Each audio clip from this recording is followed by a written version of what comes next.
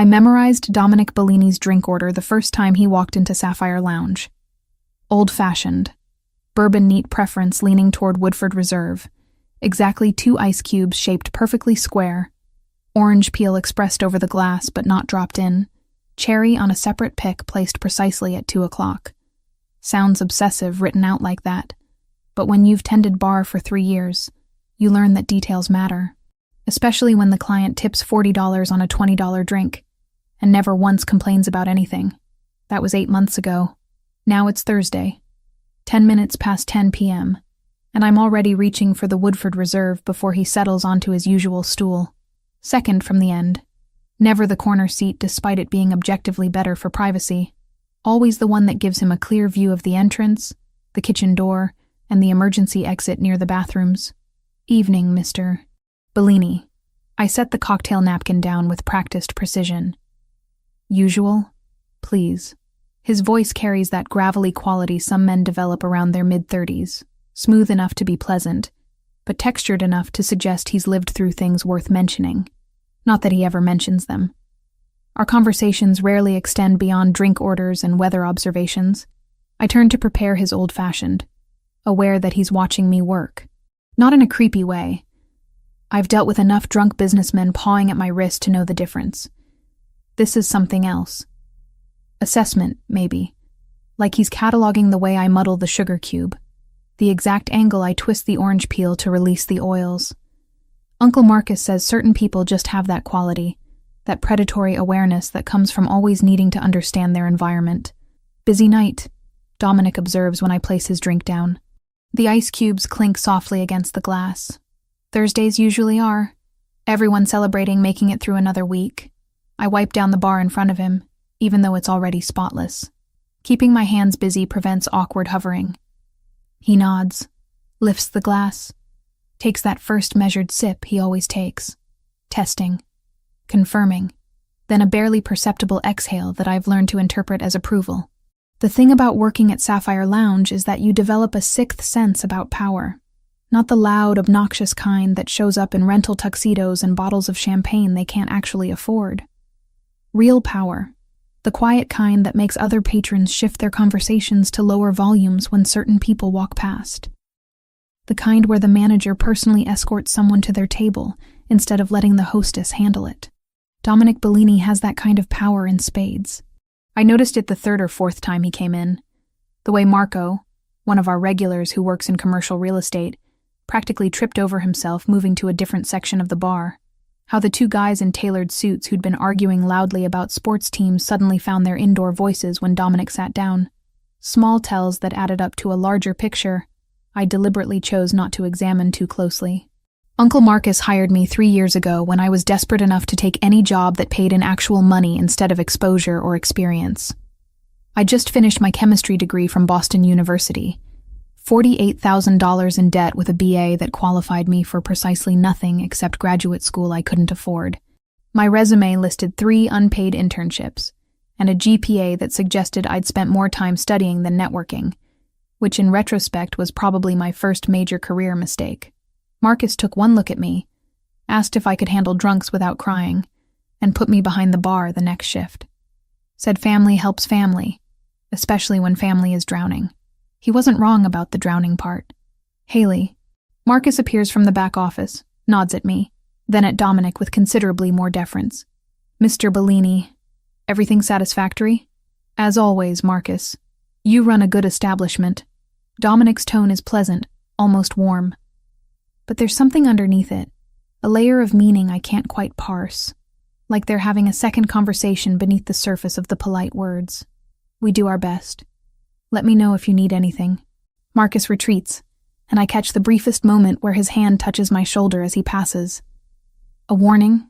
Reassurance? With Marcus, it's hard to tell. He's spent 30 years in Boston's restaurant scene and picked up the kind of discretion that makes him excellent at his job and maddeningly vague in personal interactions. The night continues its usual rhythm. I mix drinks, make small talk with regulars, deflect increasingly aggressive flirtation from a guy in a Patriots jersey who doesn't understand that no thanks is a complete sentence. Dominic sits at his stool nursing his drink. He never orders more than 2 in an evening.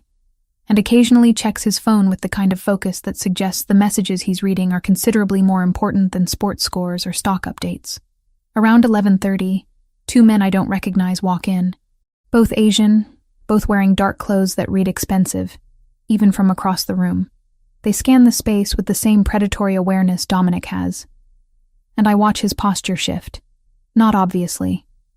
Just a subtle straightening of his spine, a fractional adjustment of his shoulders that transforms relaxed into ready. The men choose a table near the front. Don't approach the bar. Don't acknowledge Dominic's presence, even though I'd bet money they clocked him the second they entered. The air in Sapphire suddenly feels thinner, like pressure dropping before a storm. Another?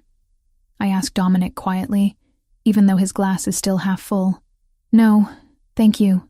He places 250s on the bar, which is excessive even by his standards. Have a good night, Haley. He leaves through the main entrance, and the two men at the front table watch him go without moving. 5 minutes later, they leave too. And I'm standing behind the bar, wondering what exactly I just witnessed, while simultaneously knowing I should probably forget I witnessed anything at all. That's my life. Bartending 6 nights a week at Sapphire, mixing drinks for people whose conversations I'm not supposed to hear, and whose business I'm definitely not supposed to question. Living in a studio apartment in Alston that costs $1,800 a month and has radiators that clang like church bells every morning at 6 a.m. Taking the red line to Quincy every Sunday to visit Mom, because that's the one day I give myself permission to stop running. Mom. Rose Turner. 52 years old and 5 years cancer-free, which should be cause for celebration, except the medical bills didn't stop when the treatments did. $68,000 in debt even after insurance, broken into monthly payments that will outlive both of us if I don't figure out how to accelerate them. That's why I took the bartending job instead of holding out for something in my actual field. Chemistry doesn't pay enough to cover rent and medical debt simultaneously, not at entry level. So I mix drinks, and I'm good at it, partially because I actually understand the science behind flavor profiles and molecular interactions. That old-fashioned I make for Dominic? The sugar-to-bitter ratio is calculated based on the specific barrel char level of Woodford Reserve. The orange oil release is timed to maximize aromatic compound dispersion without overwhelming the bourbon's natural vanilla notes. It's chemistry applied to mixology, and it turns out people will pay decent money for drinks that taste transcendent instead of just adequate. Sundays at Mom's place are my anchor point. The one routine I refuse to compromise on regardless of how tired I am, or how many double shifts Marcus needs covered. I take the train at 9 a.m., stop at the bakery she loves for cinnamon rolls she pretends she shouldn't eat, and spend 4 hours in her tiny kitchen drinking coffee and pretending life isn't crushing both of us under debt we didn't choose. She asks about work. I tell her it's fine. She asks if I'm dating. I tell her I don't have time. She asks if I'm happy. I tell her I'm working on it. All technically true statements that avoid the larger truth. I'm 26 years old, living paycheck to paycheck, using a chemistry degree as a coaster while I pour drinks for people who tip more than I make in an hour. And the only thing keeping me from complete despair is knowing that every shift brings me incrementally closer to the day when Mom's debt is paid, and I can maybe, possibly, start building a life that belongs to me instead of to circumstances I can't control. But Thursday nights at Sapphire, watching men like Dominic Bellini sit at my bar with their careful awareness and their unspoken rules, I wonder if I'm paying attention to the wrong details. If maybe the real story isn't in the chemistry of the drinks I'm making, but in the power dynamics I'm witnessing and deliberately ignoring, because knowing too much in this city has always been more dangerous than knowing too little. Thursday evening arrived with weather forecasts promising storms. By 8 p.m., water streaked the windows of Sapphire Lounge in diagonal patterns that distorted the streetlights outside into abstract smears of yellow and white. The kind of night that kept people inside longer, ordering one more drink to avoid the inevitable sprint to their cars, which meant we were packed.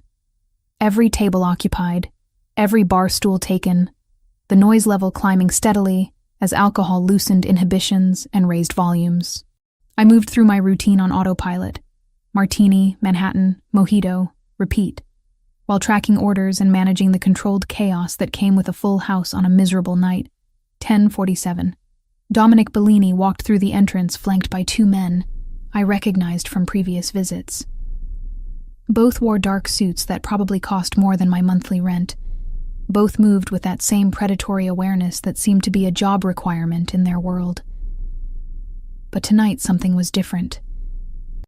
Instead of heading to his usual stool at the end of the bar, Dominic chose a seat dead center. Prime real estate for conversation, terrible positioning for surveillance. The change registered immediately as wrong, like watching someone write with their opposite hand, technically functional, but fundamentally off. "Evening, Mr. Bellini." I set down 3 cocktail napkins. "Your usual?" "Please, and whatever these gentlemen would like." He gestured to his companions with casual authority. I took their orders, bourbon neat, scotch on the rocks, and turned to prepare the drinks while my brain tried to process the deviation from pattern. 8 months of Thursdays, always the same stool, always the same positioning. Why change tonight? The answer walked through the door 5 minutes later. Asian man, maybe early 30s, expensive dark jacket over a charcoal shirt, moving through the crowd with purpose that suggested he knew exactly where he was going and didn't care who he had to navigate around to get there. He claimed a small table near the front, waved off the server attempting to take his order, and pulled out his phone with the focused attention of someone waiting for something specific. I watched him while pouring Dominic's old-fashioned. Watched the way his gaze kept drifting to the bar, to Dominic specifically, with an intensity that made the hair on my arm stand up. Not casual interest, not even aggressive curiosity. Something colder, calculated, predatory. The man finally flagged down our server, ordered something I couldn't hear over the ambient noise, then had a brief conversation that involved gesturing toward Dominic. Money changed hands. The server nodded, disappeared toward the bar where Jake was handling the overflow orders. Alarm bells started ringing in my head before I consciously understood why. Jake prepared the drink. Looked like another old-fashioned from my angle. And the server carried it toward Dominic's section with a professional smile. I caught fragments of her explanation as she approached. Courtesy of an admirer. Gentleman at table 6. Wanted to welcome you.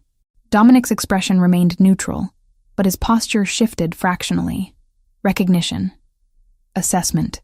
The kind of instant calculation that came from years of navigating situations where gifts might be genuine, or might be traps. The server placed the glass on a cocktail napkin in front of him. The liquid caught the overhead lights, amber and rich, ice cubes floating in geometric precision. Dominic nodded his thanks, reached for the drink, lifted it toward his lips, and that's when I saw it. The color was wrong. Not obviously wrong. Not the kind of thing a casual observer would notice. But I'd made thousands of old fashions, understood the precise hue that resulted from proper bourbon to bitters ratio, knew exactly how light should refract through properly mixed spirits. This drink had turbidity. A faint cloudiness disrupting the usual clarity, barely visible but definitely present. Bourbon doesn't cloud. Not unless something's been added that shouldn't be there. Something that doesn't fully dissolve, that creates microscopic particles suspended in solution. My chemistry training kicked in before conscious thought could interfere. Turbidity in alcohol meant adulterants, foreign substances, poison. I was moving before I decided to move. "Don't drink that."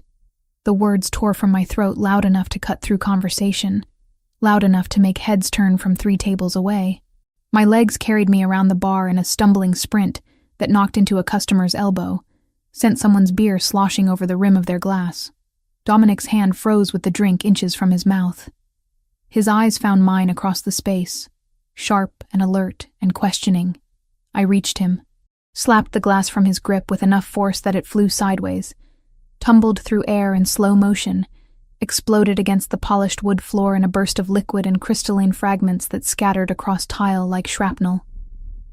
Silence crashed down over Sapphire Lounge with physical weight. Every conversation stopped. Every person within visual range turned to stare at the bartender who'd just assaulted a customer's drink with the kind of violence usually reserved for defending lives. My chest heaved. Adrenaline flooded my system so completely I could taste metal on my tongue. Dominic stared at me with an expression I couldn't parse. Surprise, maybe, mixed with something harder to define. The color, I gasped, words tumbling over each other in desperate explanation. The drink. It had turbidity. Bourbon doesn't cloud unless something's been added. Something that doesn't fully dissolve. I saw particles in suspension. Microscopic but definitely present. Basic chemistry. Pure solutions don't show turbidity unless foreign substances interfere with light transmission. I was rambling. Knew I was rambling. Couldn't stop. Whatever was in that glass, it wasn't just bourbon and bitters. Someone put something in it. Dominic's gaze shifted from me to the shattered glass on the floor, then to table 6 where the Asian man was already standing. Moving toward the exit with controlled speed that didn't quite qualify as running, but definitely suggested urgent departure. Stop him. Dominic's voice carried absolute authority despite conversational volume. One of his companions materialized near the entrance with speed that seemed impossible given the crowded space. The Asian man altered course, tried the emergency exit near the bathrooms. The second companion was already there, blocking escape with body language that communicated threat more effectively than weapons. The Asian man stopped, raised his hands in a placating gesture, started speaking in rapid syllables I couldn't understand but recognized as some dialect of Chinese. Dominic stood, moved toward the confrontation with unhurried precision. I stayed frozen beside the broken glass, my brain finally catching up to what my body had done, the implications spreading through my consciousness like ink in water. I'd just stopped someone from poisoning Dominic Bellini, which meant someone wanted Dominic Bellini dead, which meant I'd just inserted myself into the kind of situation people disappeared for witnessing. Marcus appeared from the back office, his expression cycling through confusion, alarm, and resignation in the span of 3 seconds. Haley, what? The drink was poisoned. My voice sounded distant, disconnected from my body. I saw contamination, turbidity in the solution. Someone tried to kill him. Marcus's face went pale. He looked at Dominic, at the Asian man now surrounded by very large men in very expensive suits, at the broken glass, then back to me. Office. Now. Not yet. Dominic's voice cut through the chaos. He approached me with measured steps, stopped close enough that I had to tilt my head to maintain eye contact. How did you know? Chemistry degree. The answer came automatically. Boston University. Graduated 3 years ago. I understand solution dynamics, molecular suspension, light refraction through various compounds. That drink showed turbidity consistent with undissolved particulate matter. Bourbon shouldn't do that. Nothing in a properly made old-fashioned should cause that reaction. His expression shifted. Surprise, definitely. But also something else. Respect, maybe. Or calculation. You're certain? Yes. I've made thousands of these drinks. I know what they should look like at molecular level. That wasn't right. Dominic nodded once, then gestured to one of his companions. Collect what you can of the glass and liquid. I want laboratory analysis within the hour. To the Asian man, we'll be having a conversation, just not here. The man was escorted out through the emergency exit. The remaining patrons gradually resumed their conversations, though the volume stayed muted, everyone still processing the scene they'd witnessed. Dominic turned back to me. Thank you, Haley. 2 words. Simple gratitude. But the way he said my name carried weight I didn't fully understand. Recognition that went beyond bartender-customer dynamics into territory I wasn't prepared to navigate. You're welcome, I managed. He retrieved his wallet, placed $500 bills on the bar. Excessive didn't begin to cover it. Have a safe night. Then he was gone, disappearing through the entrance with his remaining companion, leaving me standing beside broken glass and the slowly dawning realization that I'd just saved a man's life and possibly destroyed my own in the process. Marcus's office smelled like stale coffee and old paperwork. He closed the door behind us with more force than necessary, the kind of controlled slam that communicated anger without crossing into unprofessional. I stood in the middle of the cramped space, still shaking from adrenaline, while he paced behind his desk like a caged animal searching for an exit that didn't exist. You want to tell me what the hell just happened out there? His voice stayed level, but tension bled through every syllable. Someone tried to poison Dominic Bellini. I saw the contamination in the drink, turbidity in solution that shouldn't be there. Basic chemistry. I know about the chemistry, Haley. Marcus stopped pacing, braced both hands on his desk, looked at me with an expression caught between concern and resignation. What I need to know is if you understand what you just did. I stopped someone from being murdered in your bar. You stopped someone from being murdered in his bar. Marcus's correction carried weight I was only beginning to comprehend. Dominic Bellini doesn't just frequent Sapphire Lounge, Haley. He owns it. Has for 7 years. I manage it for him. But this place exists under his protection, operates within his territory, pays him percentages of profits in exchange for security. The words landed like physical blows. You're saying he's head of the Bellini family organization, one of the most powerful crime syndicates on the East Coast. Controls shipping, ports, various business interests, both legitimate and otherwise. Marcus pulled out his chair, collapsed into it like confession had drained something vital from his body. I found out 2 years ago when some idiots tried to extort protection money from us. Thought Sapphire was independent, vulnerable. They were very, very wrong. My legs decided sitting was a good idea. I found the chair across from Marcus's desk, lowered myself into it carefully. And you never thought to mention this? Would you have wanted to know? Would that knowledge have made your life easier or more complicated? He had a point. I hired you because you needed work and your family. I kept you ignorant, because ignorance is the safest position for civilians in this world. But you just threw yourself directly into the middle of something that could get you killed, and I can't protect you from consequences I don't control. The office door opened without knocking. Dominic Bellini filled the doorframe with the kind of presence that made the already small space feel suffocating. He looked at Marcus first, some unspoken communication passing between them, then turned his attention to me. May I have a moment with Haley? Not really a question despite the phrasing. Marcus stood. I'll be at the bar if you need me. He touched my shoulder as he passed. Brief pressure that communicated solidarity, or sympathy, or maybe just goodbye. Then it was just Dominic and me in an office that suddenly felt more like an interrogation room. The preliminary analysis confirmed your assessment, Dominic said, settling into the chair Marcus had vacated. The drink contained tetrodotoxin. Extremely rare, extremely lethal. Derived from pufferfish, nearly impossible to trace, causes paralysis followed by respiratory failure within minutes. Without your intervention, I would have been dead before an ambulance arrived. Tetrodotoxin. The lab also noted the toxin was delivered in microencapsulated carriers, cyclodextrin shells that don't fully dissolve in high-proof spirits, so the dose left a faint haze under the bar lights. That's the turbidity you saw. I'd studied it in biochemistry. Sodium channel blocker. No antidote. Mortality rate above 70% even with immediate medical intervention.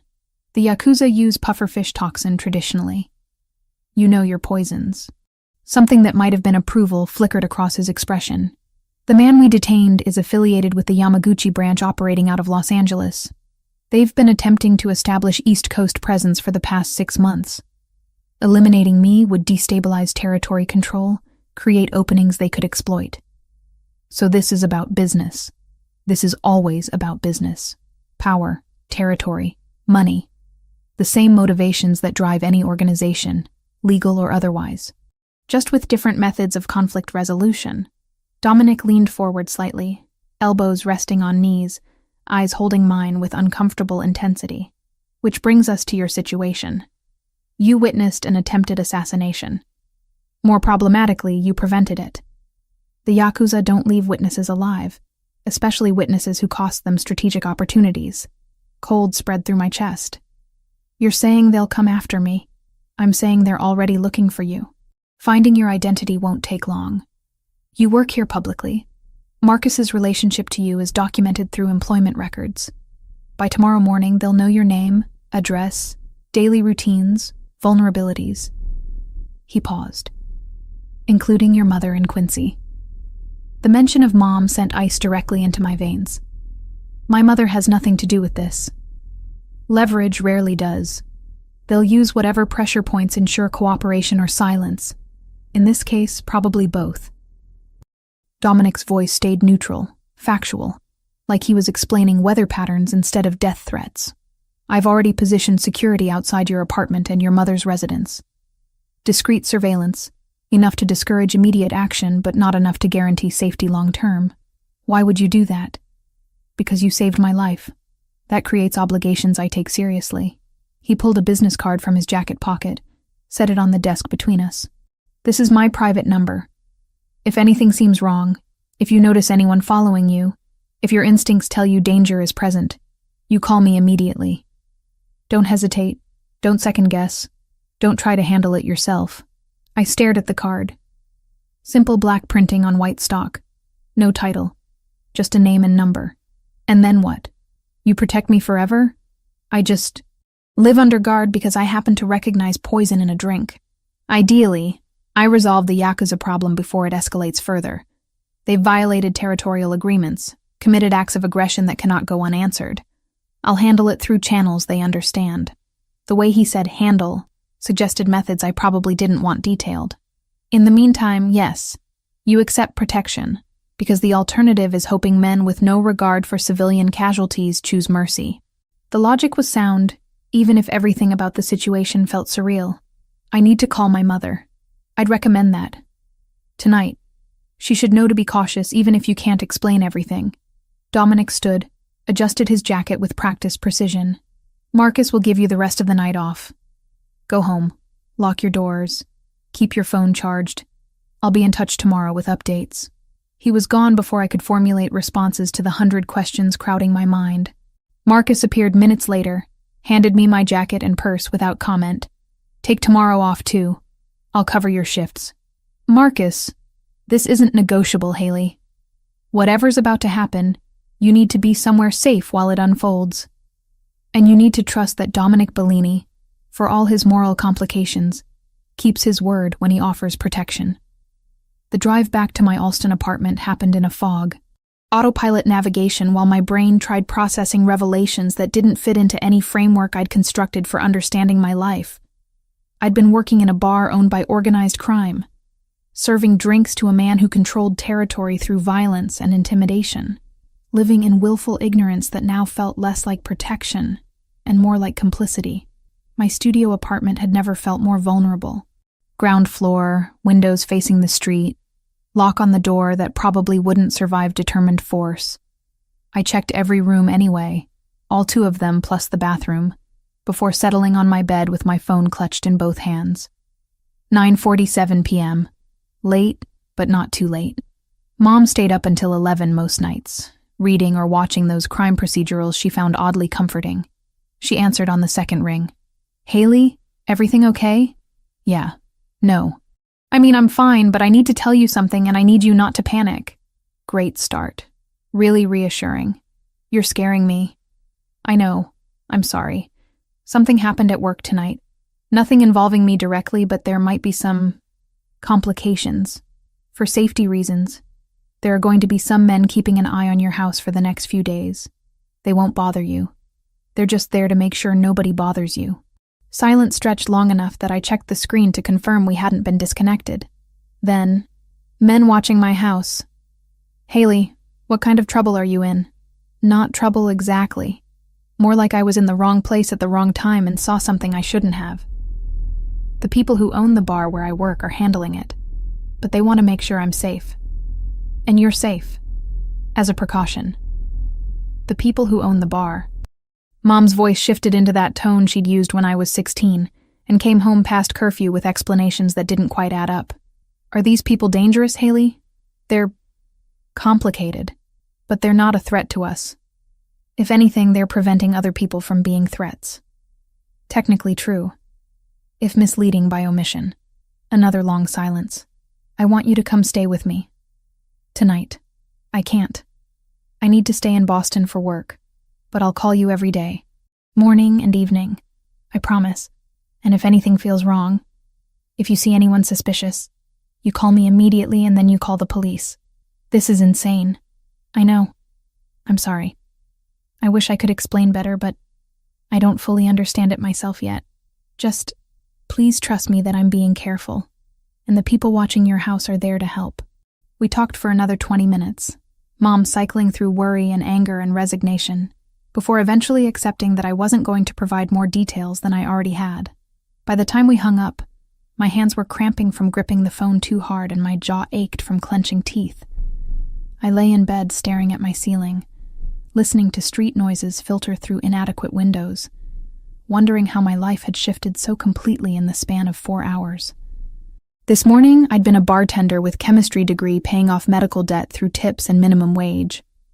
Tonight, I was apparently under the protection of organized crime because I'd recognized poison and made the instinctive decision to prevent murder.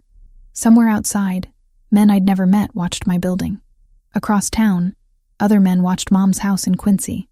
And in some location I couldn't identify, Dominic Bellini was probably orchestrating responses to territorial violations using methods that would never appear in any legal filing.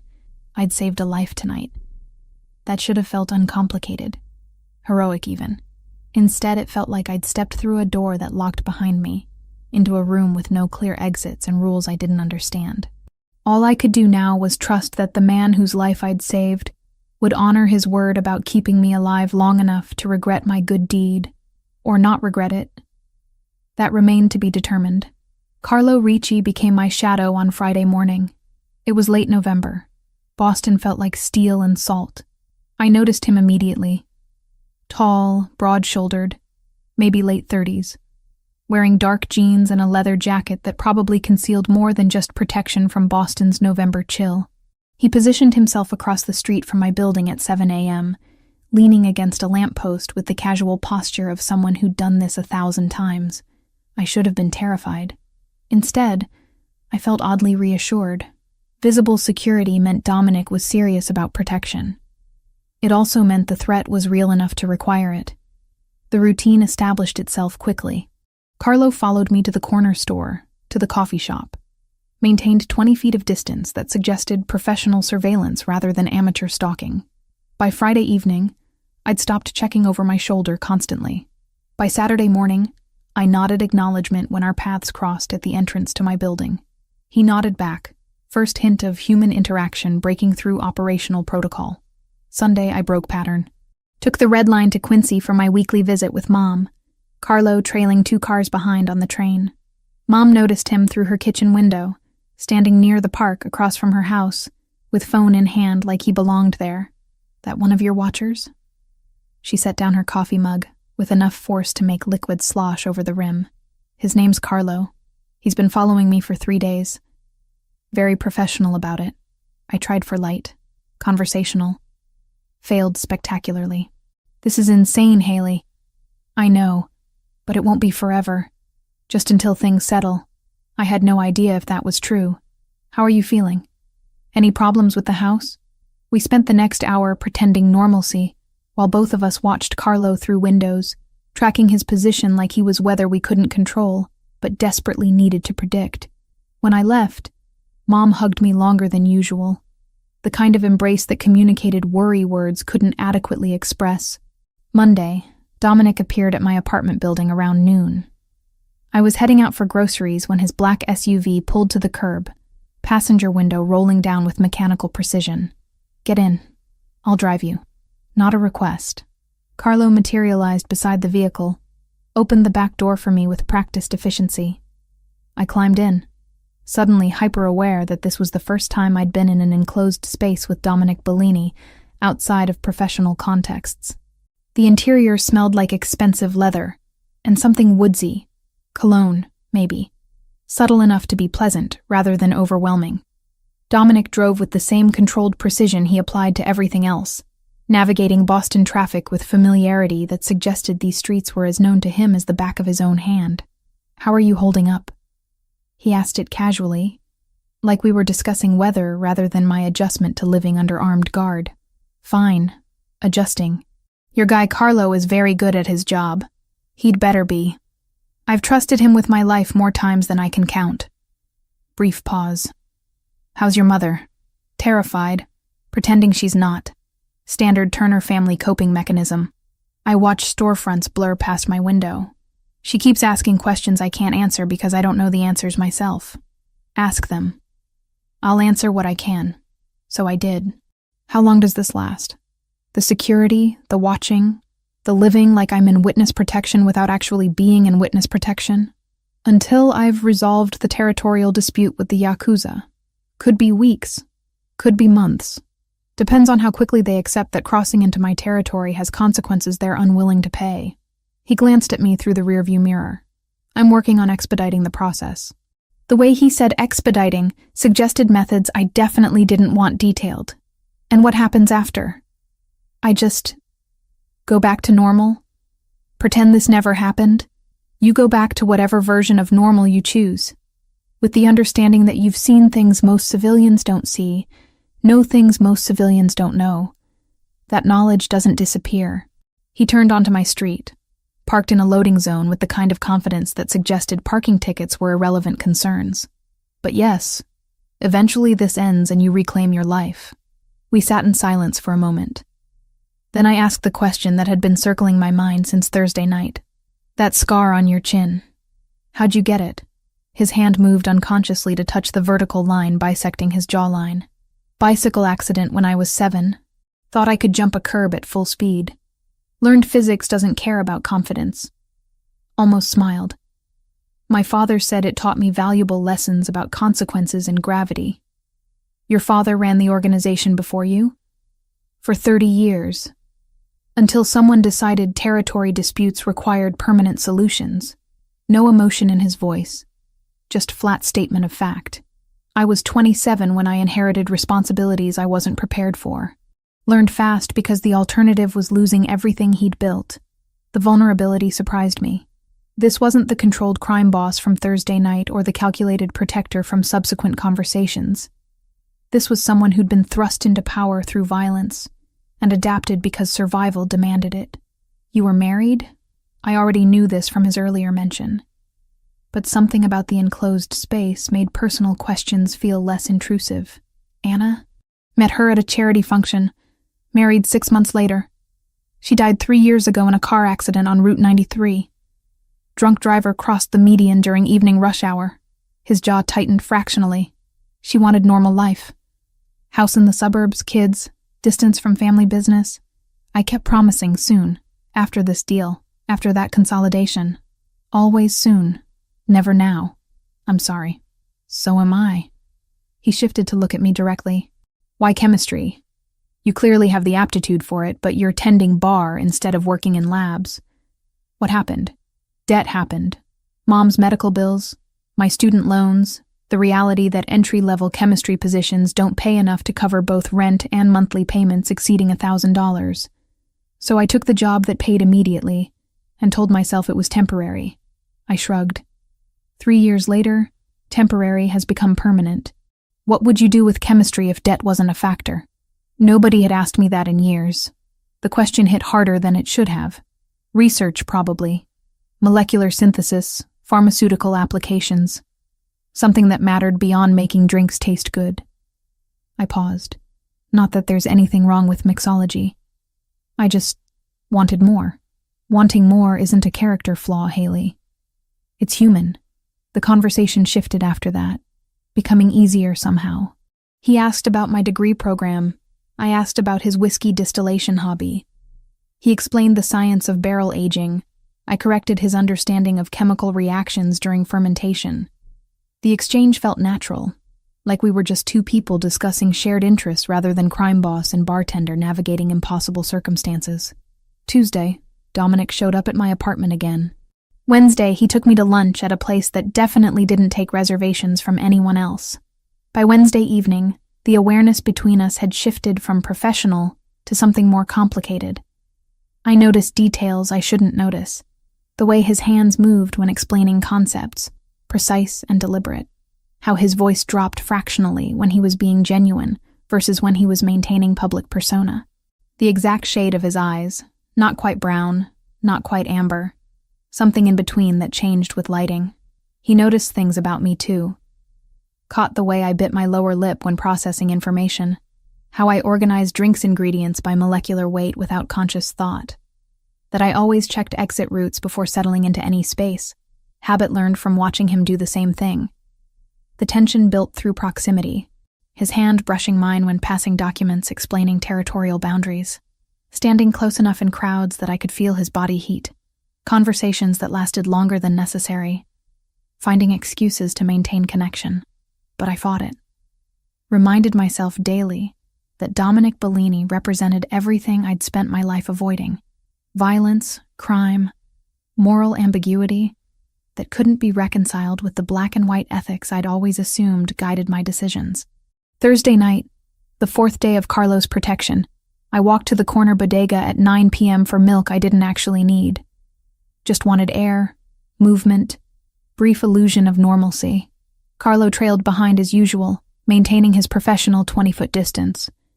They came from the alley between buildings, 2 men moving fast, one grabbing my arm with enough force to leave bruises I'd discover later. I didn't scream. Didn't have time. Training from self-defense classes I'd taken in college kicked in, dropped my weight, twisted, broke the grip through leverage rather than strength. The second man produced a gun, not pointed at me, pointed at Carlo, who'd closed distance the second violence started. Move, and she's the one who gets hurt. English with accent I couldn't place through the adrenaline flooding my system. Carlo froze, calculated odds faster than I could process them, made a decision that would have been suicidal if he hadn't been that good at his job. He moved. The next 10 seconds happened in that strange, slow-motion state where time dilates and details become hyper-real. Carlo's hand going for the weapon under his jacket. The sharp crack of gunfire, impossibly loud, reverberating off brick walls. The second attacker going down. The first one releasing me, reaching for his own weapon. More shots. Pain blooming across Carlo's chest. Dark stains spreading across forest green shirt turned black in streetlight. Then he was falling. I caught him before he hit pavement. Eased him down while my brain shifted into emergency mode. Medical training overtaking panic. Chest wound, upper right quadrant. Bleeding badly but not arterial. Pressure. Needed pressure. I ripped off my jacket, pressed it against the wound with both hands. Stay with me. Carlo, stay with me. His eyes focused on mine, glazed but aware. Called Dominic. Sirens in the distance getting closer. The attackers had fled. Just me and Carlo and spreading pool of blood that felt warm against my knees soaking through jeans. I kept pressure, kept talking, kept him conscious through sheer force of will until paramedics arrived and pried my hands away to take over. The hospital waiting room had fluorescent lighting that made everyone look half dead. I sat in a plastic chair wearing scrubs someone had given me. My bloody clothes sealed in evidence bags, hands scrubbed clean, but still feeling like they were covered in Carlo's blood. Dominic exploded through the emergency entrance at 10:43 p.m. He saw me first, crossed the space in 4 long strides, pulled me up from the chair, hands framing my face while eyes searched for injuries he wouldn't find. Are you hurt? No. Carlo took the bullet. They tried to grab me, he intervened. They shot him. Words tumbling out disconnected, shock finally catching up. Upper right chest, missed major vessels but punctured lung. They took him straight to surgery. I used pressure, kept him stable until paramedics arrived. But I don't know if... You did everything right. His thumb brushed my cheekbone, gesture so gentle it broke something loose in my chest.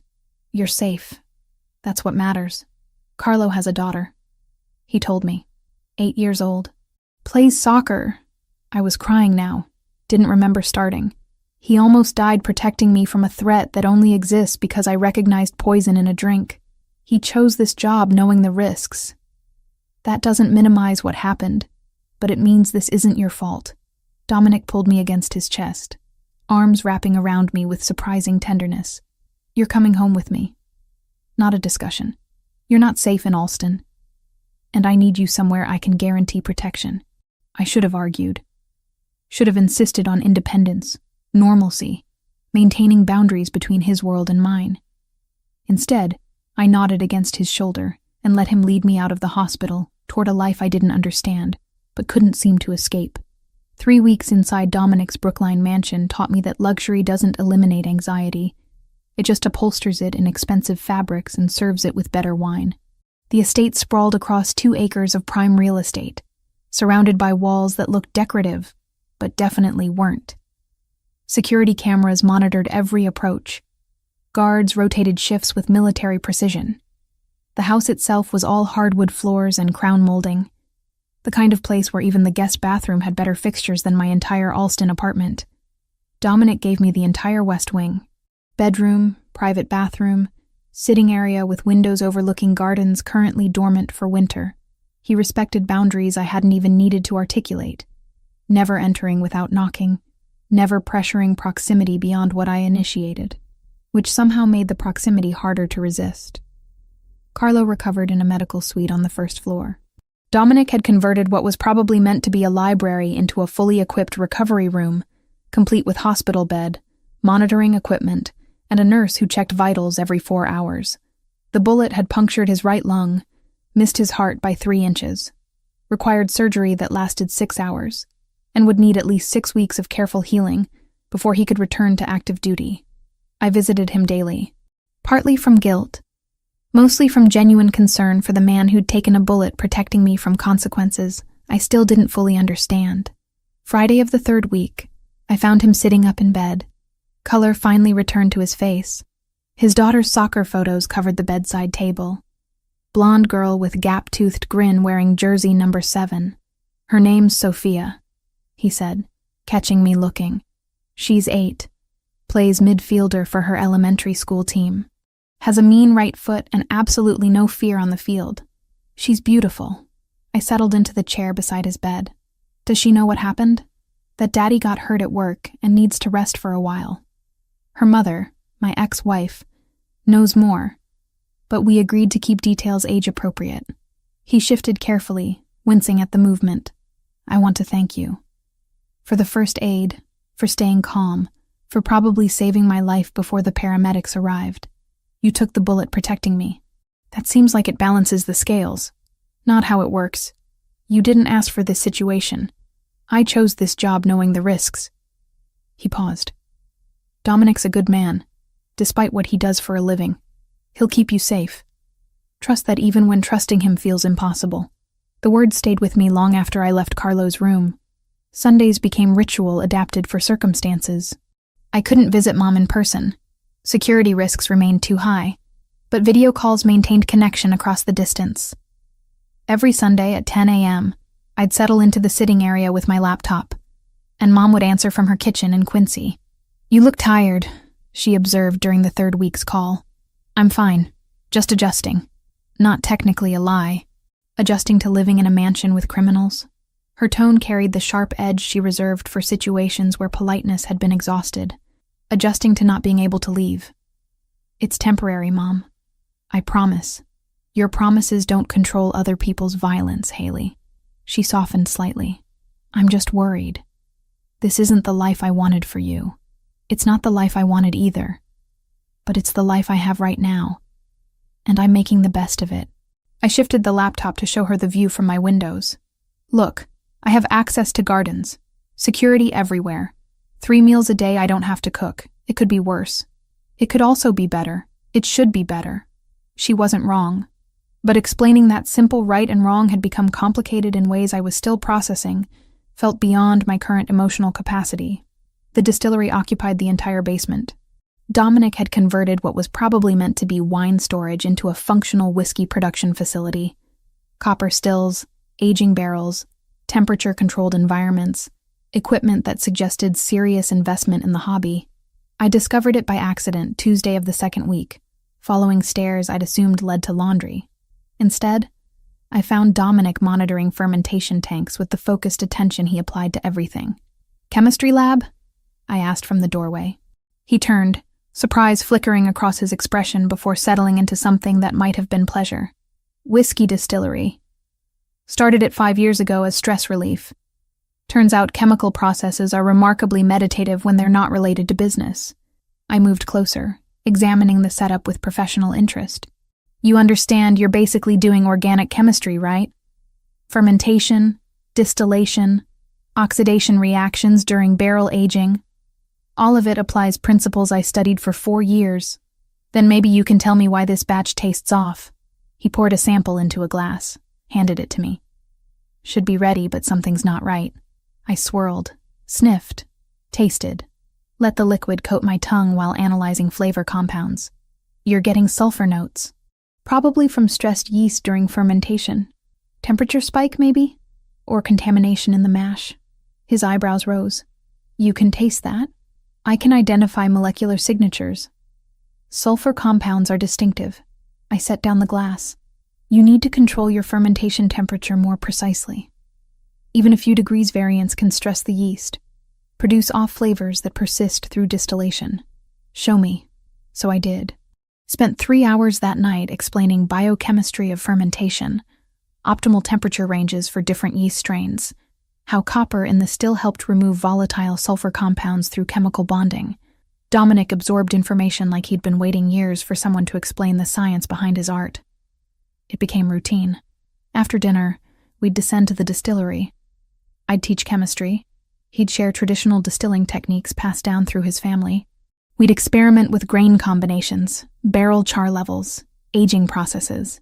The work felt natural, collaborative. The first thing in 3 weeks that didn't carry undertones of danger or obligation. Tuesday of the 3rd week, I asked about the scar on his chin again.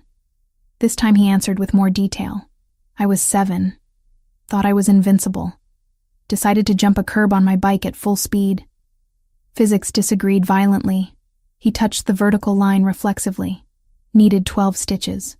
My father didn't take me to the hospital for 3 hours because he was in a meeting he couldn't leave. When he finally did, he told me the scar would remind me that consequences don't care about confidence. That's harsh for a 7-year-old. He was preparing me for leadership in a world that doesn't forgive weakness. Dominic's voice stayed neutral, factual. Looking back, I understand what he was doing. Doesn't mean I agreed with his methods. Tell me about Anna. The question emerged before I could reconsider its wisdom. His jaw tightened. For a moment I thought he wouldn't answer. Then, met her at a charity function. She worked for an education nonprofit. Spent her days fighting for funding that would never be adequate. She had this optimism that felt impossible given what she witnessed daily. I fell for her immediately. How long were you married? 6 years. She wanted children, a house somewhere quiet, distance from family business. I kept promising soon. After this deal. After that territory consolidation. Always soon. Never now. He stared at the aging barrel in front of us. She died 3 years ago on Route 93. Drunk driver crossed the median during rush hour. She was gone before the ambulance arrived. I'm sorry. Words felt inadequate, but nothing else existed to offer. She deserved better than I gave her. Better than delayed promises and a husband who prioritized business over building the life she wanted. He finally looked at me. That's why I don't make promises I can't keep anymore. Silence stretched between us, heavy with shared understanding of how life derails plans no amount of money or power can prevent. My mom survived cancer 5 years ago, I said quietly. Stage 3, aggressive treatment, odds that made doctors use phrases like cautiously optimistic, which is code for probably terminal. But she survived. $68,000 in debt even after insurance, but she survived. That's why you're bartending instead of using your degree. That's why I'm doing whatever pays immediately. Research positions don't cover both rent and 4-figure monthly payments. So I mixed drinks and told myself it was temporary until temporary became permanent. I picked up one of the chemical testing kits, examined it unnecessarily. I spent years being angry at the system that monetizes survival, at the driver who caused the accident that killed my parents 5 years earlier, leaving me as her only family, at myself for not being able to fix problems that required money I didn't have. Your parents died in an accident too? Drunk driver on Route 80. Back then we still lived in New Jersey, just off I-80. We moved to Boston the year after. He got 18 months for vehicular manslaughter, served 9. Mom got cancer the next year. Sometimes I wonder if grief can trigger cellular mutations, if loss literally makes you sick. No scientific evidence for it, but the timing felt connected. Dominic moved closer, not touching, but near enough that I felt his presence like heat. You've carried weight nobody should carry alone. So have you. Different weight. I chose this life. You had it forced on you by circumstances beyond your control. Does it matter? I met his eyes. Choice or circumstance? We both ended up in places we didn't plan to be, doing things we never imagined, trying to survive situations that should have broken us. Except you're not broken. Bent, maybe. Carrying scars, but not broken. The distillery suddenly felt smaller. The air between us charged with awareness that had been building for 3 weeks through proximity and shared vulnerability. His hand came up, brushed my cheek with unexpected gentleness. "This is complicated," I whispered. "I know. You're a criminal. I'm supposed to believe in law and order and clear moral boundaries. I know that too. And I can't stop thinking about you." "Good. Because I haven't been able to stop thinking about you since you knocked poison out of my hand and explained chemistry like you were describing quantum mechanics." He kissed me. Or I kissed him. The distinction blurred in the moment his mouth found mine, careful at first, then deeper as 3 weeks of tension exploded into contact. His hand tangled in my hair. Mine gripped his shirt, pulling him closer while my brain screamed warnings my body had stopped listening to. I pulled back. Needed air. Needed space. Needed to think clearly for 5 seconds without his proximity derailing every rational thought I'd ever had. We can't do this. Even saying it felt like lying. Why? Not challenging, just asking. Because I don't know how to reconcile wanting you with knowing what you are. Because this feels like crossing a line I can't uncross. Because you're scared. Still gentle, but direct. Yes. Admitting it hurt. I'm terrified. Of you. Of this. Of what it means if I let myself want something I know I shouldn't want. Dominic stepped back, giving me space I'd asked for but didn't actually want. Then we don't do anything you're not ready for. I'm not going anywhere. These feelings aren't temporary or situational. When you're ready, if you're ready, I'll still be here. I left the distillery shaking. Made it to my room before collapsing onto the bed, pressing palms against eyes that burned with tears I refused to let fall. Everything about this situation was wrong. I was living in a crime boss's mansion, under his protection, developing feelings for him that went beyond gratitude into territory I didn't have maps to navigate. Thursday morning brought news that derailed everything else. Dominic's intelligence network had identified Yakuza activity escalating. They weren't backing down from their territorial push. They were doubling it, planning something larger, more aggressive, designed to destabilize his entire operation. And I, apparently, remained leverage they were willing to use. 2 months after Carlo took a bullet meant for me, he walked into the distillery without favoring his right side. Still careful with movement, still healing internally, but functional enough that Dominic had cleared him for light duty. I was monitoring fermentation temperatures when he appeared, looking healthier than he had any right to given that a chest wound nearly killed him 8 weeks ago. "You're back." I set down the thermometer, genuinely pleased. "How do you feel?" "Like I got shot and survived." He touched his chest reflexively. "Doctor says 6 more weeks before full clearance, but I'm tired of sitting in that medical suite watching daytime television. Dominic said I could observe planning sessions as long as I promised not to do anything stupid." "Planning sessions? You haven't heard?" Carlo glanced toward the stairs. "He's been building a counter-operation. Intelligence finally mapped the complete Yakuza network in Boston. He's moving on it this week." My stomach dropped. "Moving on it how?" "That's probably a conversation you should have with him directly." I found Dominic in his office, surrounded by papers and photographs that looked like surveillance images. He didn't seem surprised when I walked in without knocking. "Carlo says you're planning something." I closed the door behind me. "Something involving the Yakuza." "I am." He gestured to the chair across from his desk. "They've escalated operations despite losing their initial assassination attempt. Intelligence suggests they're planning a larger move, targeting multiple locations simultaneously to destabilize my entire organization. I can't let that happen." "So you're going to..." "What? Start a war? I'm going to end one before it properly begins." He leaned back, studying me. "But I could use your help, if you're willing." That stopped me. "My help? I'm not exactly trained in tactical operations." "No, but you understand chemistry in ways that could give us strategic advantage." He pulled a file from the stack, slid it across the desk. "The Yakuza move supplies through specific distribution channels.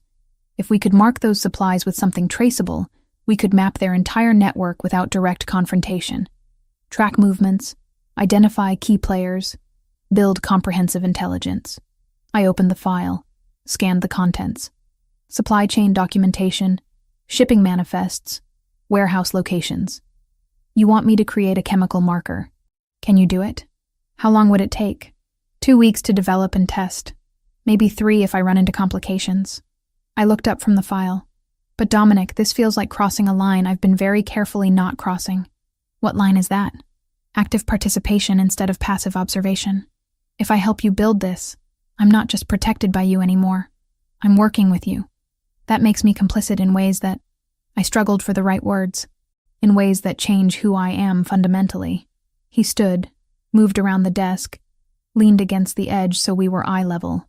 You're already complicit, Haley. The moment you knocked that drink from my hand, you chose a side whether you meant to or not.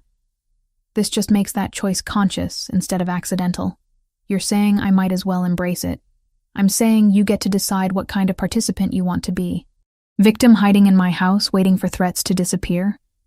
Or active partner using your expertise to help resolve the situation that put you here? He paused. Either choice is valid, but only one gives you control. He was right. And I hated that he was right. If I do this, I need proper equipment. Real laboratory setup, not improvised distillery tools. Done. I'll have industrial-grade equipment delivered and installed in the East Wing by tomorrow afternoon. He touched my hand.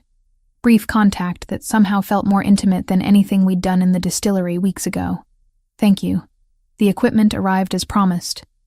An entire room converted into functional chemistry lab complete with precision scales, analytical instruments, chemical storage, ventilation systems that probably violated several residential building codes. Dominic had spared no expense, which made sense for someone whose business regularly required discreet access to specialized resources. I spent 2 weeks adapting fluorescent markers used in currency printing, modified the molecular structure just enough to shift the wavelength signature outside standard detection ranges, created something that would glow under very specific light frequencies, but remain invisible to conventional UV scanners. The chemistry was elegant, complex enough to avoid accidental discovery, but simple enough to be stable in various environmental conditions. Dominic watched me work sometimes, asking questions about process and methodology. I explained reaction mechanisms, bonding principles, how slight changes in molecular geometry created dramatic differences in optical properties. He absorbed information with the focused attention he applied to everything, occasionally offering observations from his own distilling experience that surprisingly applied to what I was doing. This reminds me of barrel char chemistry, he said one evening, watching me adjust pH levels. Minor variations in process creating major flavor differences. It's all chemistry. Whiskey, markers, poison. Just different applications of the same fundamental principles. I pipetted solution carefully. Your family must have been doing this for generations to understand it intuitively. 4 generations. My great-grandfather started the distillery in Sicily before immigrating. He said understanding transformation, how raw materials become something refined, was the foundation of any successful enterprise. Dominic leaned against the lab bench. I don't think he meant it as metaphor for organized crime, but the principle applies. By day 15, I'd perfected the marker. Dominic tested it personally, applying it to fabric samples, and tracking them through various conditions. The compound remained detectable after water exposure, temperature fluctuation, extended time periods. Perfect for infiltrating supply chains. The infiltration took 3 weeks. Dominic's people introduced the marked materials into Yakuza distribution networks through carefully orchestrated exchanges and diversions. Every movement after that glowed under detection equipment, mapping routes and connections with precision that would have taken months to establish through traditional surveillance. I watched the intelligence build on screens in Dominic's office. Digital maps showing supply movements, warehouse locations, operational patterns. By week 3, we had comprehensive documentation of the entire East Coast Yakuza infrastructure. This is better than I hoped, Dominic said, studying the data. We can provide this to federal authorities anonymously. Let them handle dismantling the operation through legal channels. That actually surprises me. I expected you'd handle it yourself. I prefer avoiding unnecessary violence when strategic alternatives exist. The FBI can accomplish what needs accomplishing without the kind of warfare that puts civilians at risk. He glanced at me. You thought I'd just execute people. The possibility crossed my mind. I'm not saying I won't defend territory when necessary, but choosing violence as first option instead of last resort is how organizations destabilize themselves. He made a call, initiated whatever anonymous transfer process delivered intelligence to federal authorities without revealing sources. 6 weeks later, coordinated federal raids hit 12 locations simultaneously. The operation dismantled Yakuza infrastructure so completely that news coverage dominated regional media for 3 days. Arrests, seized contraband, organizational leadership scattered or imprisoned. But the primary target, the man who'd ordered my death and Carlo's shooting, escaped. Carlo delivered that news personally, his expression grim. Intelligence confirms he's still active, blames you specifically for the operation's failure. Says your leverage he'll use to force Dominic into territorial concessions. Leverage. The word tasted metallic. He thinks Dominic will abandon territory to protect me. Dominic's considering sending you somewhere safer temporarily. Out of state, secure location, until this resolves. The conversation happened that evening. I found Dominic in his study, predictably surrounded by reports and tactical assessments. Carlo says you want to send me away. No preamble, just direct confrontation. He looked up, expression carefully neutral. I'm considering options that maximize your safety. By removing me from the situation entirely, making me someone else's problem, someone else's responsibility. Anger built in my chest, hot and sharp. I'm not a package you can ship to secure storage, Dominic. I'm trying to keep you alive. By treating me like I'm incapable of participating in my own defense. My voice rose despite efforts to control it. I just spent 2 weeks developing sophisticated chemical trackers that made your entire operation possible. I'm not some helpless civilian who needs to be hidden while men handle the dangerous work. I lost Anna because I wasn't there when she needed me. I won't make that mistake again. His voice dropped, rough with emotion he rarely showed. If something happens to you because I kept you close instead of sending you somewhere safe, then that's my choice to make. I moved closer, needed him to hear this. I chose to save your life at Sapphire. I chose to stay here instead of running. I chose to help develop those markers knowing exactly what it meant. These were my decisions, made with full awareness of consequences. You don't get to take that agency away because you're scared of losing someone again. Silence stretched between us, heavy with 3 years of his grief and 2 months of my determination colliding into impossible space. I can't watch you die, he finally said, barely above whisper. Then don't make me a victim who needs protecting. Make me a partner who gets respected. I touched his hand, felt him tense, then relax under the contact. I'm here because I want to be. Because despite everything that's wrong about this situation, you make me feel like I matter for who I am, instead of what I can provide. Don't destroy that by deciding my choices for me. His hand turned, fingers lacing through mine. You're right. And I hate that you're right because it's terrifying. Good. Terror means you care. Just don't let caring turn into controlling. Deal. He pulled me closer, forehead resting against mine. But if this goes wrong, then we handle it together. Not me hiding somewhere while you fight alone, but both of us facing whatever comes next. I kissed him. Brief contact that somehow communicated more than words. That's what partners do. 3 months since that rainy Thursday night at Sapphire Lounge, I found myself preparing to be bait. The plan was Dominic's, but I'd insisted on participating. The Yakuza leader, Kenji Yamamoto, intelligence finally gave us a name, had evaded federal capture and remained fixated on me specifically. Not as collateral damage, but as primary target, the person he blamed for the destruction of his entire East Coast operation. He wants you alive initially, Dominic explained, spreading surveillance photos across his desk. Leverage requires living hostages. That gives us a tactical window where he'll prioritize capture over elimination. And you're certain he'll take the bait? I studied the photos, trying to match faces to the threat they represented. His obsession with you has become personal instead of strategic. Personal makes people reckless. Dominic's finger tapped one particular image. We leak information through channels we know he monitors. Suggest you're meeting someone at a specific warehouse location. That security will be minimal. He'll come personally because he doesn't trust subordinates with something this important to him. Carlo, fully recovered now and back to active duty, added his assessment. The warehouse is territory we control completely. Every approach monitored, every exit covered. He walks in thinking he has advantage. Discovers too late he's walked into an ambush. The chemical component was my contribution. I'd developed a gas that caused temporary disorientation without lasting harm. Essentially weaponized vertigo at molecular level. Release it in enclosed space. Anyone without proper respiratory protection would lose equilibrium for approximately 15 minutes. Long enough to neutralize threats without requiring the kind of violence that left bodies. You won't be in the warehouse when it happens, Dominic stated, not asked. Yes, I will. I'd anticipated this argument. Not in the line of fire, but present. You said partnership means trust. This is me trusting your tactical planning while you trust that I can handle witnessing what happens next. His jaw tightened, but he didn't argue. Progress. The warehouse was in Charlestown, industrial district, where abandoned buildings outnumbered functional ones.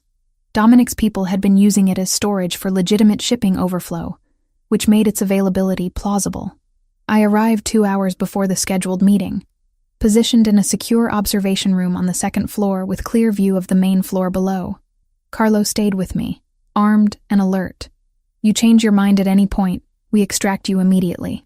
No judgment, no questions. I'm not changing my mind. The Yakuza arrived at 7:43 p.m. 6 men total, including Yamamoto, who I recognized from intelligence photos. Mid-40s, moving with the kind of confidence that came from decades of violence going unpunished. They entered carefully, weapons drawn, scanning for traps they wouldn't find until too late. Dominic's voice came through the earpiece Carlo and I wore. Gas deploys in 30 seconds. Haley, you're about to see people lose consciousness. Remember they chose this confrontation. I watched the release happen. Invisible dispersal from vents nobody had noticed. Within seconds, the Yakuza team started showing effects. Stumbling, reaching for walls, weapons dropping as coordination failed. Yamamoto realized what was happening, tried shouting orders his men couldn't follow through disorientation that made standing difficult. Dominic's team entered from multiple points. No gunfire, just controlled force against targets who couldn't effectively resist.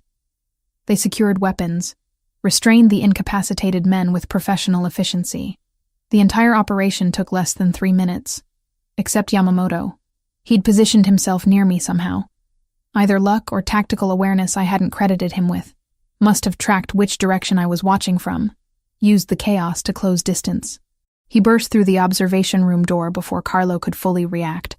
Grabbed me with strength that drove air from my lungs, pressed something sharp against my throat. A knife. Of course he had a backup weapon. Tell them to back down or I open her throat. His English carried heavy accent but clear intent. Carlo's gun was already drawn, aimed, but Yamamoto had positioned himself perfectly. Using me as shield, any shot risked hitting me instead of him. Through the window, I saw Dominic looking up, calculating odds with speed that suggested he'd wargamed this exact scenario. His hand rose, signaling his team to hold position. You destroyed everything. Yamamoto's breath was hot against my ear, reeking of rage and desperation. Months of planning, millions in investment, connections that took years to build. All gone because one woman recognized poison. You tried to murder someone in my workplace. My voice came out steadier than I felt. What did you expect? Compliance, fear.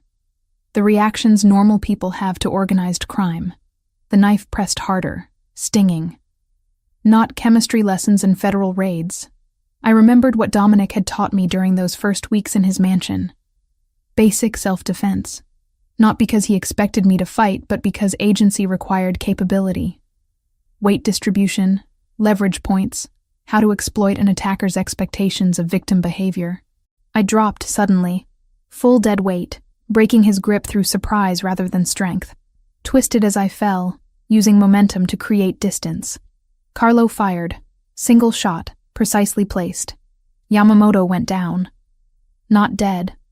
Shoulder wound, disabling but survivable. Carlo's accuracy was surgical even under pressure. Dominic was there seconds later, pulling me up, hands checking for injuries with barely controlled panic. "Are you hurt?" "No." "Scared, but not hurt." I touched my throat where the knife had pressed, felt warm blood from a shallow cut. Nothing serious. "Get her out of here."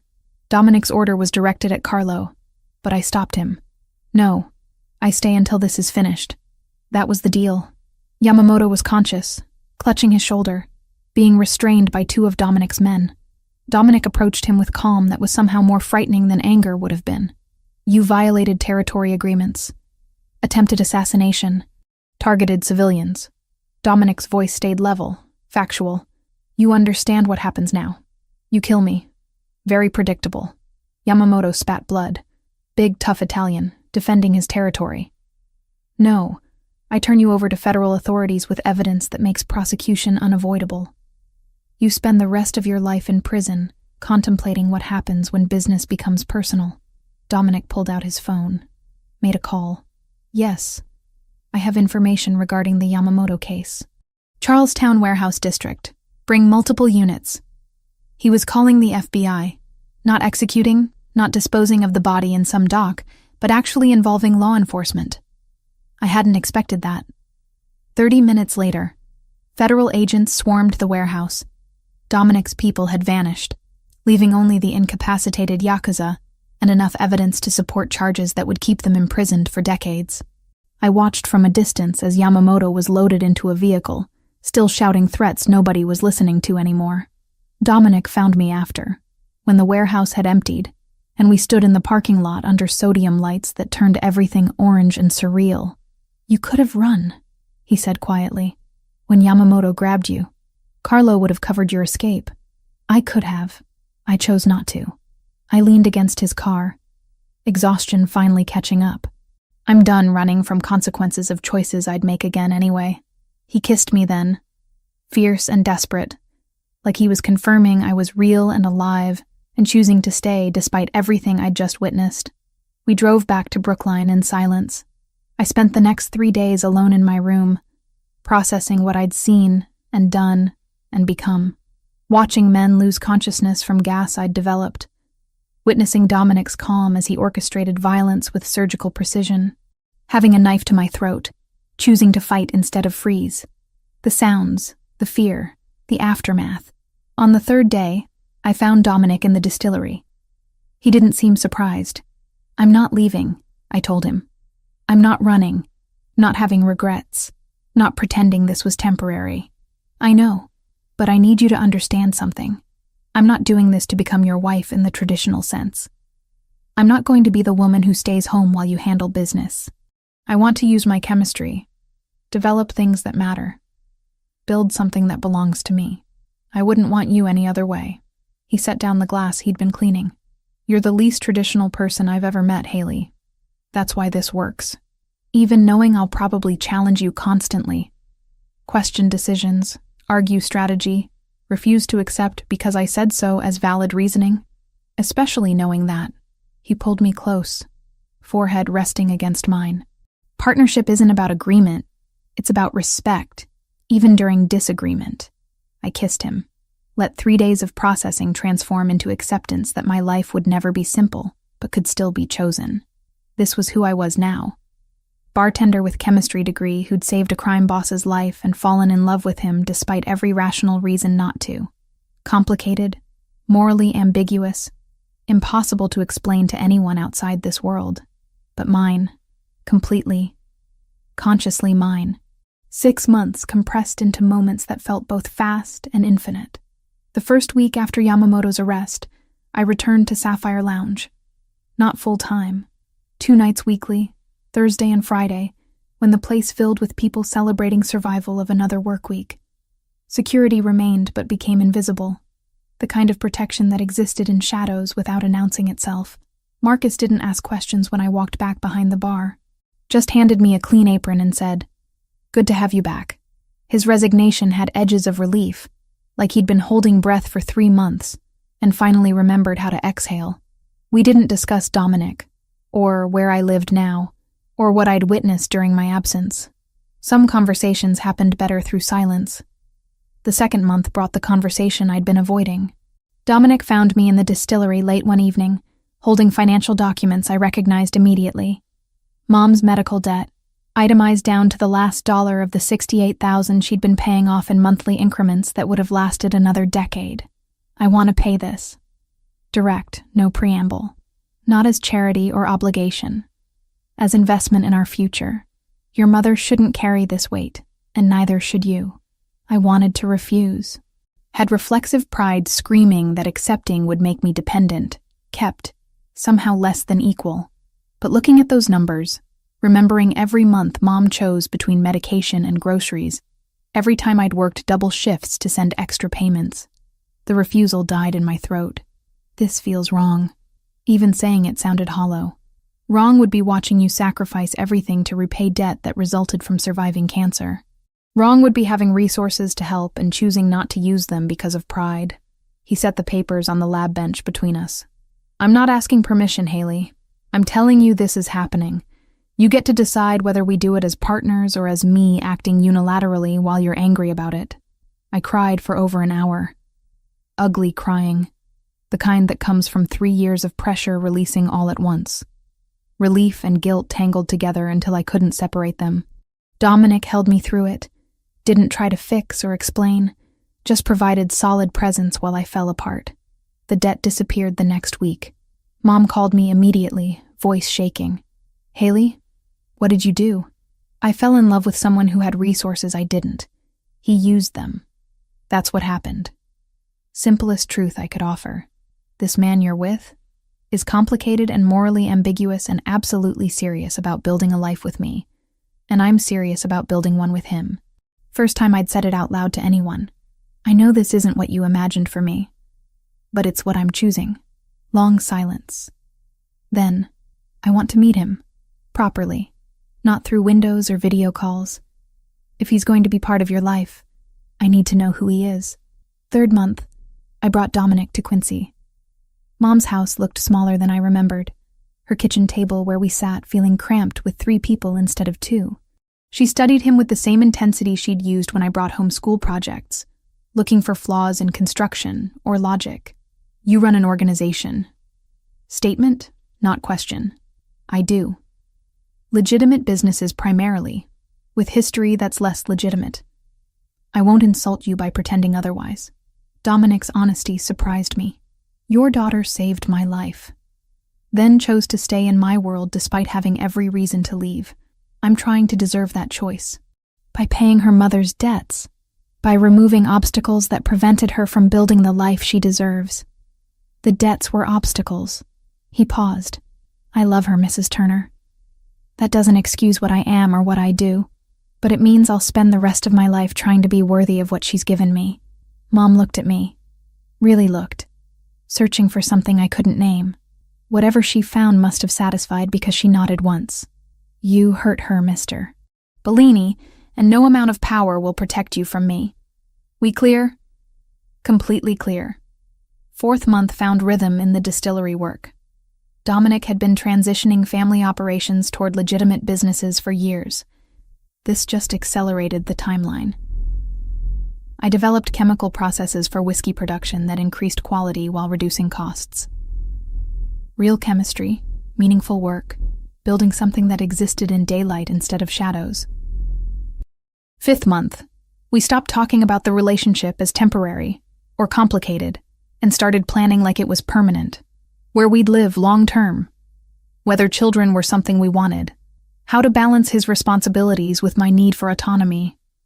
Hard conversations that felt foundational rather than threatening. The proposal happened on an ordinary Tuesday. We were in the distillery testing a new barrel char technique when Dominic pulled a ring from his pocket. Simple band with engraved molecular structure I recognized immediately. Serotonin, the neurotransmitter associated with happiness and bonding. Marry me.